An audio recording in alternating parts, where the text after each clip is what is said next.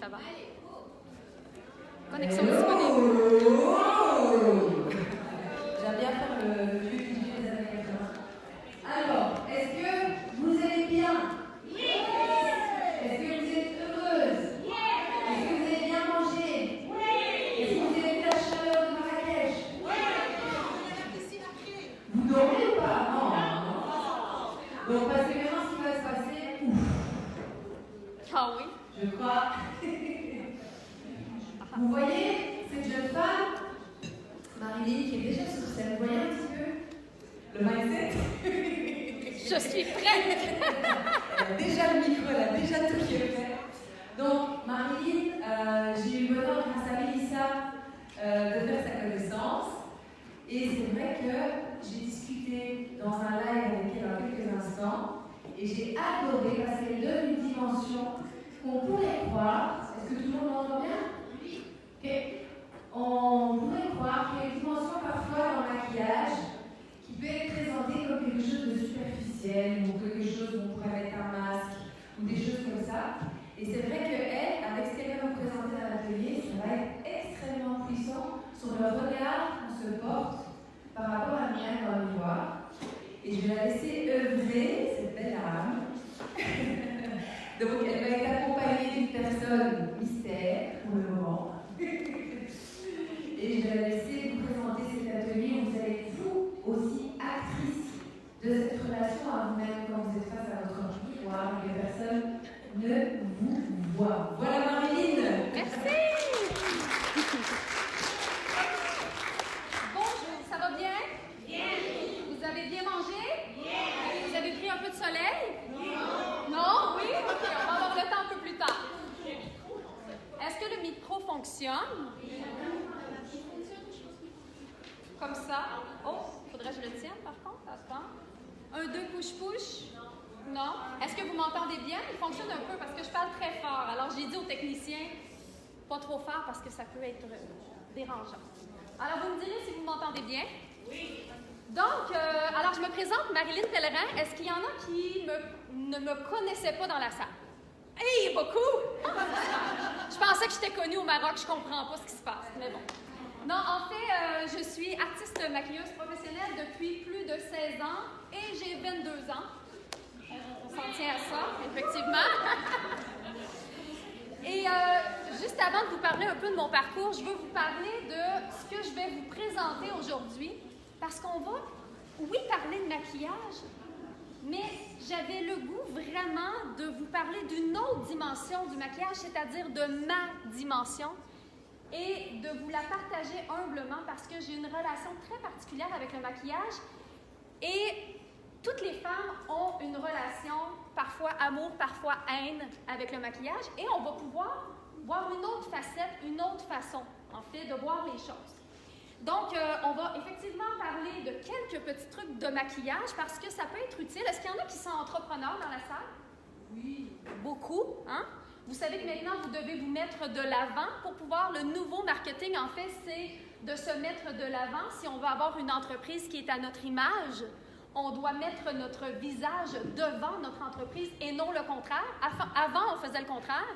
Et maintenant, ce que les gens veulent, c'est voir la personne qui est derrière l'entreprise. Alors, et la seule façon pour que votre entreprise soit unique, c'est que vous soyez devant votre entreprise parce que vous êtes unique. Hein? Peu importe s'il y a plusieurs personnes qui vendent le même genre de produit ou qui proposent le même service que vous, si vous vous mettez de l'avant, c'est l'unique façon d'avoir une entreprise unique. Vous comprenez où je m'en vais? Et si on se met de l'avant, lors d'une dernière conférence, je parlais justement de se servir du maquillage dans le but de bien refléter qui nous sommes. Parce que vous savez que quand on est devant la caméra, il y a une distorsion de l'image. Ça, c'est beau, Scrabble. Ah, je vous en ai parlé, les belles paillettes, justement, la dernière fois. Je parlais qu'on devait simplement, parce que parfois, quand on se regarde de par une vidéo ou une photo, on a l'impression qu'on est fatigué. On a l'impression qu'on se regarde dans la glace le matin et on se dit « Ah ouais, ça c'est une belle journée, je suis belle. » Et puis là, on prend une photo sans maquillage et on fait « Hi, j'ai mal vu. » Est-ce que ça vous arrive? Oui. Mais ça, c'est pas la réalité, ce que vous voyez sur la photo et la vidéo. Alors, je vous annonce une bonne nouvelle aujourd'hui. C'est pas la réalité, c'est la distorsion de l'image qui fait que les traits paraissent plus durs, le visage paraît plus pâle, les cernes et les imperfections sont amplifiées fois 3. Donc déjà, on se réconcilie avec l'image qui est projetée des vidéos. Ah, c'est bien? Oui.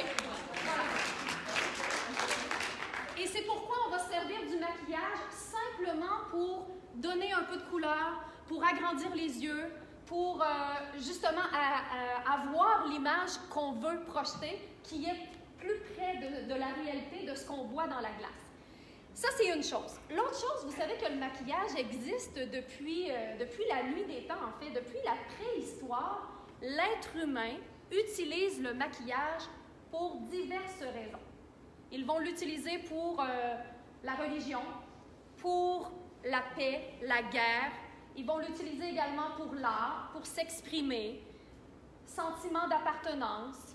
Il y a des périodes dans l'histoire humaine où on le servait pour hiérarchiser les gens. Okay? Il y a plusieurs pour la séduction, pour l'esthétique, pour camoufler, plein de choses. Et puis aujourd'hui, on l'utilise aussi pour plein de facettes et vous allez découvrir pourquoi vous choisissez d'utiliser le maquillage. Mais je voulais également vous parler de la psychomorphologie qui, selon moi, est très près du maquillage aussi parce que toute ma vie, j'ai maquillé des gens, évidemment, et j'ai observé le visage des gens et ça me fascine. Ça me fascine parce que vous savez qu'il y a une cohérence et il y a un lien direct entre qui vous êtes et votre corps physique, psychique, spirituel et votre visage. Est-ce que vous saviez ça? Oui? Non? Alors, il y a des gens qui disent oui, il y a des gens qui disent non. Bien, moi, je trouve ça super intéressant. Vous me comprenez avec mon... Là, je me force pour ne pas parler trop bûcheron. Hein, vous savez, tantôt, on parlait de bûcheron, là. J'essaie de ne pas trop prendre l'accent français non plus, parce que je ne l'ai pas en tout, finalement. Mais tout ça pour vous dire que la psychomorphologie, ce qui est intéressant, c'est qu'on peut vraiment faire des liens très précis entre notre personnalité. Notre visage, pourquoi il est si unique? Pourquoi on a ce corps physique-là? Pour les gens qui y croient, on dit que ça vient de principalement 5 choses. 1, de nos vies antérieures, pour celles qui y croient. Alors, ce qui s'est passé dans nos vies antérieures, c'est une énergie qui revient. On a également notre hérédité, nos parents, ce qu'ils ont vécu, et également leur énergie, leurs défis, leurs épreuves ont créé un être humain avec des traits de visage. On a aussi notre environnement qui fait que la façon dont on a été éduqué, dans l'endroit où on a grandi. On a également notre libre arbitre, c'est-à-dire la façon dont on va traverser les épreuves dans la vie, la façon dont on va voir la vie, finalement. Et ça va tout au long de notre vie modifier les traits de notre visage. Et finalement, notre état de santé. Parce que vous savez que notre visage, la coloration de notre peau, la forme des yeux, les endroits de notre visage qui vont parfois se creuser, parfois prendre un volume, tout ça est en relation directe avec notre état de santé physique et émotionnel, du même coup, parce qu'on sait que c'est complètement relié. Est-ce que ça vous parle un peu? Oui. Oui? Ah, oui, oui, oui. Puis là, aujourd'hui, on est dans un week-end pour révéler notre déesse. Hein? Et notre déesse, c'est pas simplement à l'intérieur de nous, mais c'est aussi à l'extérieur de nous parce que notre corps physique, c'est le temple de notre déesse. Alors, on doit en prendre soin. On doit l'admirer. On doit le magnifier. Et c'est ce que je veux vous apporter aujourd'hui. Je veux que vous ayez envie de prendre soin de vous. Je veux que vous vous regardiez avec un regard différent. Parce que quand on se regarde dans la glace, dans le miroir, souvent la première chose qui nous saute aux yeux, parfois, on préfère ne pas regarder le miroir du tout puis dire « Ah oui, je suis parfaitement connectée avec moi-même. Je me regarde dans le miroir. Beaucoup de cernes, beaucoup de poches. Je veux pas boire. » On fait du déni. Mais ça nous appartient et ça fait partie de notre histoire.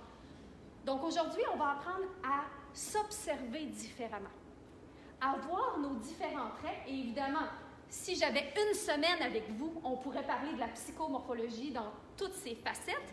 Mais là, je vais simplement vous donner juste l'eau à la bouche, juste pour que vous puissiez commencer à ouvrir peut-être cet univers-là à vous. Puis ensuite de ça, bien, pourquoi ne pas aller magnifier un petit peu avec quelques touches du maquillage? Parfait. C'est parfait, non?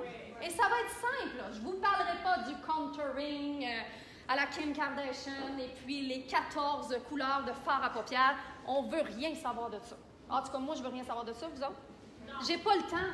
J'ai pas de temps pour ça. Et je n'ai pas ni même 30 minutes le matin pour faire un maquillage. Non. Vous autres, oui? Non, pas moi. Non. Voilà.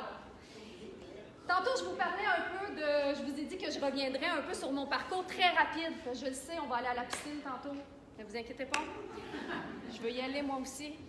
Mais simplement pour vous dire que moi, j'ai toujours adoré le maquillage. Depuis que je suis toute petite, je pense que j'avais 4 ans, je me mettais du rouge à lèvres, je m'habillais avec les bijoux à ma mère. J'adorais ça. J'adorais tout ce qui était coloré. J'étais vraiment attirée par la couleur. Alors, je faisais de la peinture, je faisais beaucoup d'art dans ma vie et le maquillage en faisait partie. J'aimais l'esthétisme, j'aimais tout ce qui se rapportait aussi à la beauté. Je maquille les gens depuis toujours, en fait, même à l'école, quand on faisait des spectacles, c'est moi qui maquillais. Mais j'aurais jamais pensé qu'on pouvait en faire un métier, parce que c'était très naturel pour moi. Puis, c'était très passionnant, c'était un passe-temps, c'était quelque chose qui faisait partie de moi. Alors, je me suis toujours dit, oui, le maquillage fait partie de moi, mais je ne vais pas en faire un métier. Je vais être professeur sans frontières. Je me rappelle, quand je me suis inscrite au cégep, je me suis dit, moi, je vais être professeur sans frontières, partout dans le monde. J'avais une mission qui m'habitait, qui était très, très forte. Je devais accomplir quelque chose qui changerait la vie des gens. Mais je ne savais pas comment. Hein? On est tous un peu dans le même bateau. On veut accomplir des grandes choses. On veut pouvoir changer la vie des gens qui nous entourent. Mais on ne sait pas toujours comment. Après ça, je suis partie en voyage. Je partais juste pour 2 mois, mais je suis partie 4 ans. Ma mère a trouvé le cheminement très long. 4 ans, oui. Et quand je suis revenue, je me suis dit, je vais m'inscrire à l'université, je vais être sociologue. OK, sociologue. Finalement, la vie nous parle très fort, l'université tombe en grève, ça ne fonctionne pas, je suis encore pognée pour faire du maquillage. Puis là, un jour, je me suis dit, je vais arrêter d'aller à contre-courant. Je vais juste arrêter de vouloir faire plein d'autres choses qui pourraient m'entrer dans un cadre, que ça soit quelque chose de wow, mais je vais juste faire ce que j'aime et ce qui est si simple et naturel pour moi. Pourquoi je vous parle de ça, en fait, c'est parce que le maquillage, pour moi, est un véhicule. Un véhicule pour entrer en relation avec les autres. Un véhicule pour m'exprimer. Un véhicule pour vivre la vie de mes rêves. Et aujourd'hui, vous avez tous un choix de véhicule. Et arrêtez de mettre de côté cet outil-là que la vie vous offre. Essayez de penser à la chose qui est le plus naturelle pour vous. La chose qui, pour vous, n'a pas de sens, que ça ne peut pas être un métier parce que c'est trop facile, c'est trop naturel. Cet outil-là, qui peut être le yoga, qui peut être les paillettes, qui peut être le maquillage pour moi, qui peut être n'importe quoi, n'allez pas à contre-courant et faites simplement utiliser ce véhicule-là pour vous épanouir et faire la vie de vos rêves. C'est si simple, en fait. Et c'est à partir du moment que j'ai arrêté de me battre contre tout ça que ma vie s'est vraiment épanouie et que j'ai vraiment ressenti que j'étais sur mon X.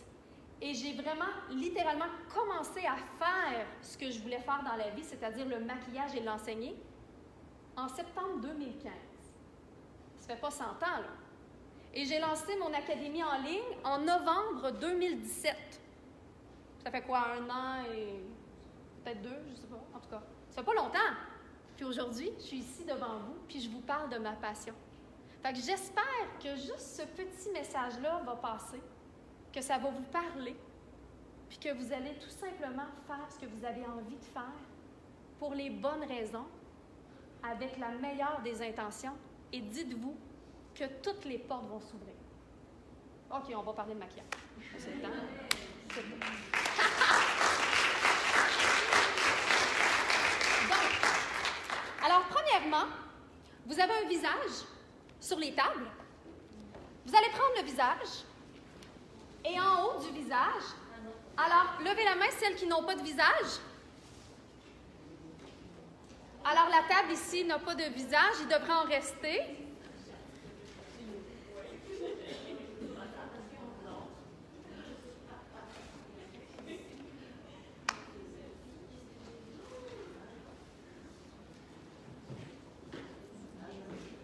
Donc, le prochain exercice. Vous prenez votre visage et vous inscrivez votre nom en haut, comme à l'école. On doit indiquer notre nom au-dessus du visage que vous avez dans vos mains.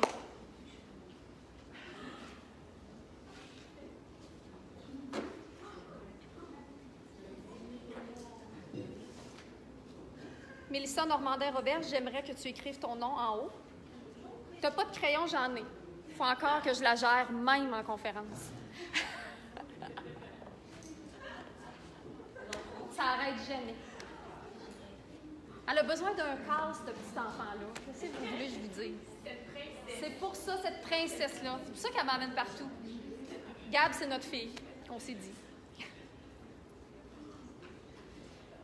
Et là, cette feuille-là, avec votre nom écrit en haut, vous allez le passer à votre voisine. Vous allez vous mettre en équipe de 2.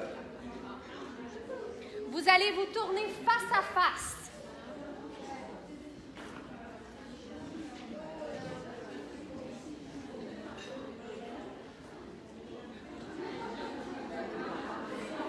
Alors, on se tourne face à face. Et là, vous allez suivre mes indications.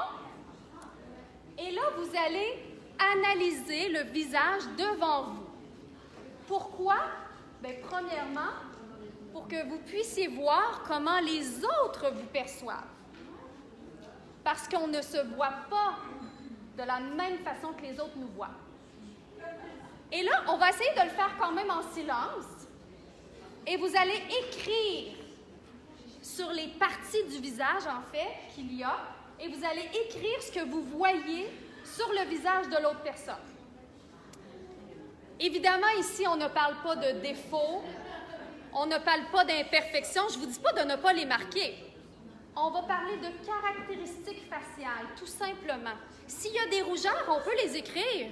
S'il y a des petites taches, on peut les écrire si c'est ce qu'on voit. Si on ne les voit pas, on ne les écrit pas. Est-ce que ça vous convient? Vous êtes prêts? Oui. OK. Premièrement, alors tout le monde est en équipe? Est-ce que tout le monde est en équipe ou il y en a qui ne sont pas en équipe? S'il y en a qui ne sont pas en équipe, vous pouvez lever la main. Équipe. T'es avec qui? Ah, vous deux?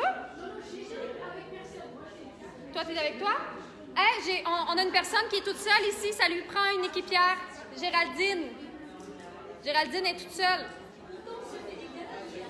Alors, les intervenantes, y a-t-il quelqu'un qui peut accompagner Géraldine? Il faut que tout le monde soit à 2. Très important. À la prochaine!